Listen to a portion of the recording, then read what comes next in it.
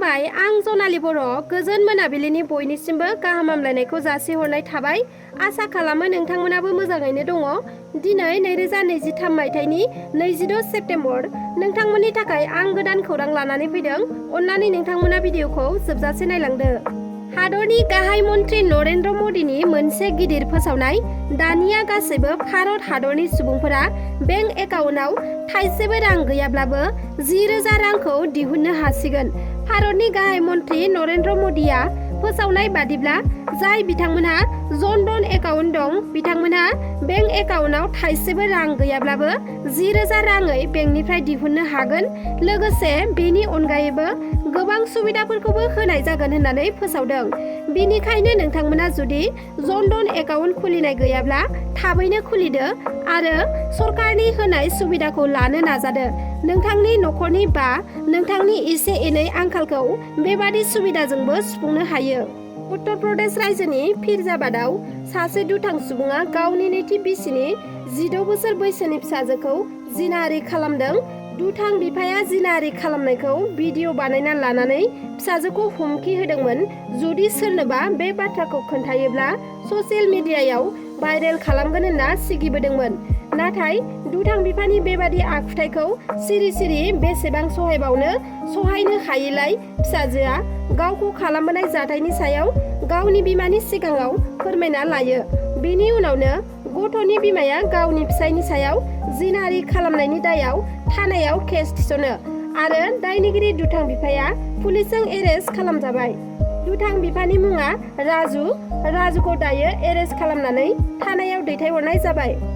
साननैसोनि सिगां गेस सिलिन्डारनि बेसेनखौ मिरु सरकारा खमायनानै होदोंमोन।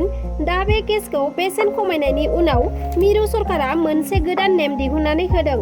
दानिया नोंथांमोना गेस सिलिन्डार लायनो थाङोब्ला सिगाङाव अनलाइन खालामनानै लाग्रोथारनांसिगोन। अफलाइन गेस सिलिन्डारखौ बायनानै नोंथाङा लाबोनो मोननाय नंलिया। नोंथाङा अनलाइन बुकिं खालामनायजों लोगोसे गेस डिलिभारि एजेन्सिनो DAC एबा डिलिभारि आउथेन्टिकेशन कड नाम्बारखौबो होनांगोन। अब्लासो नोंथाङा गेसखौ मोननो हागोन। नोंथांनि जानबुं नम्बरा गेस एजेन्सिनियाव रेजिस्टार खालामनाय दङब्ला नोंथांमोना मिस कल खालामनानैबो गेसखौ बुकिं खालामनानै लानो हागोन।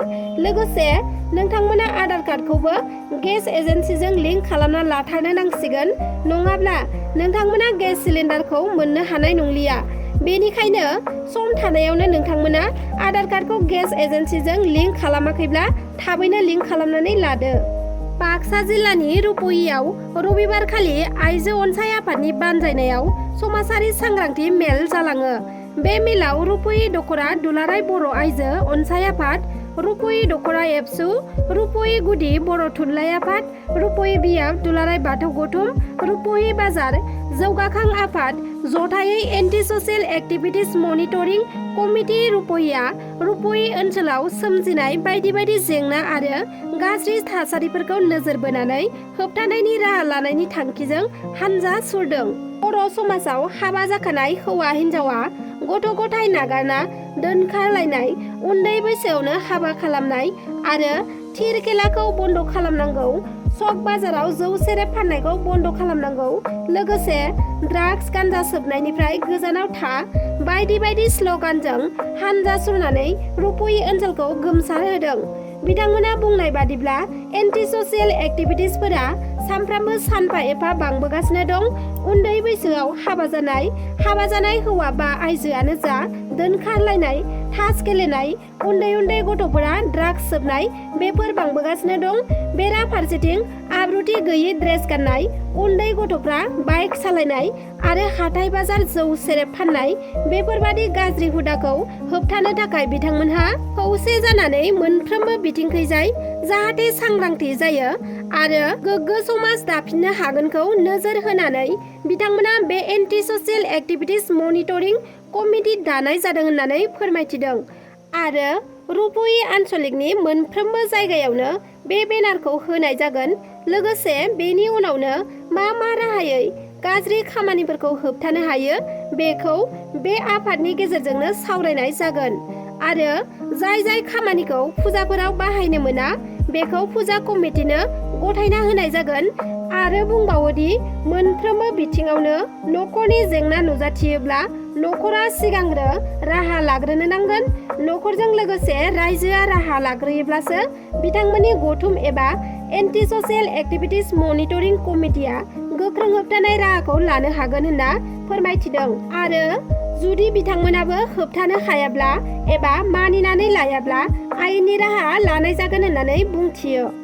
गलाघाटआव बाइकजों थांबाय थानाय समाव सासे सेंग्रानि आगदानि आखाइखौ दानस'ना गालांनाय जाथाया गोबाव सान बारलांबायमोन। सेप्तेम्बर दाननि 2 खालारावनो जादोंमोन, नाथाय सोराङाव फैयाखैमोन। पुलिसफोराबो गोसो होआखैमोननि अजद होदों बिथाङा।